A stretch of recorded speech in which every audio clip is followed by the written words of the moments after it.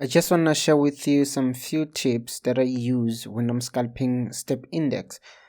So if you can see here, we have an interesting market move. And one important thing that I always encourage is that make sure that before you execute your trades or before you start analyzing the market, make sure that you understand the flow or the structures of the market.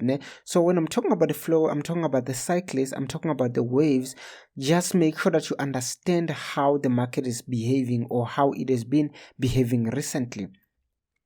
If you can see here, we have a lot of visible waves when it comes to step index, and other assets, they don't usually behave in this manner, but step index, it behaves in a way that it gives us visible waves. And these visible waves, they simply mean one thing. They mean that both impulsive waves and corrective waves are very, very big. So if you have both impulsive waves and corrective waves very, very big, you need to know that it's likely that the price is going to go back to the area of your entry. Now, for an example, let me first illustrate something. For an example, a very healthy trend, it is a trend where the impulsive wave is big and then the corrective wave is small. Impulsive wave big, corrective is small, just like this. However, in step index, we usually have structures like this, where the corrective wave are very, very huge as well. Meaning, if you find an entry, the price is likely gonna go back to that area. For an example, if I can just drop, no, I just need a straight line. Oh my god.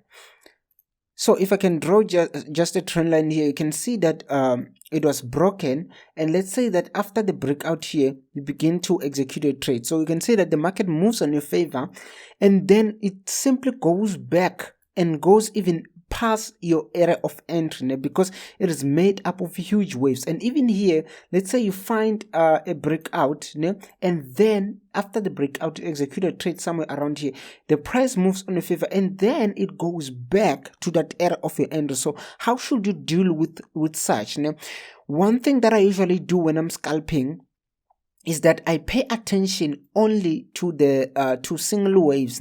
I just target only single wave. I don't try to find big moves, because those big moves are the same moves that are gonna cost you big times. I'll make another example here. You can see that with this flow, and then it was broken. Let's say execute a sell all the way down here. Now when you execute a sell, the markets move on your favor, and then all of a sudden it goes back, and even it goes beyond your area of entry. So what you should do, instead of trying to get big moves, you should only focus on trading single waves. Just try to make those few profits on these single waves. Don't try to target huge waves or huge cycles. Just only focus on making money on a single wave, and then reanalyzing, making money on a single wave, and then reanalyzing.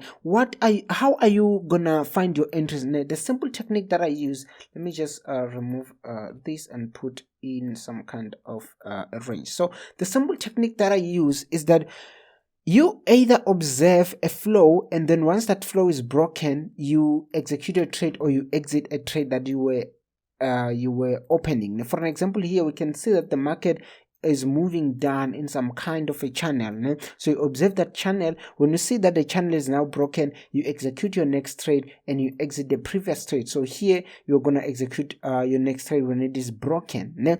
But there are cases where the market is not moving in some kind of a channel. It is just a series of candles. And usually in that case, you should pay attention on the key level. Now, when I'm talking about the key level, I'm talking about this area right here, the support, and also the resistance all the way above there. So you should pay attention on the key levels, and then not only the key levels, but the candlesticks. Now, this is where candlesticks comes in, because I don't usually use candlestick patterns, but specifically on step index I do observe them a lot, because this is how the market signals when it is about to reverse. So you can see even around these key levels that we have these long tails. So the candles, they are made up of long tails when the market is about to reverse. So you should also observe that when you see some kind of long wicks or long tails, then you know that okay, the market is likely to reverse, mostly because it is also around a significant area. So if it is on a significant area or a significant level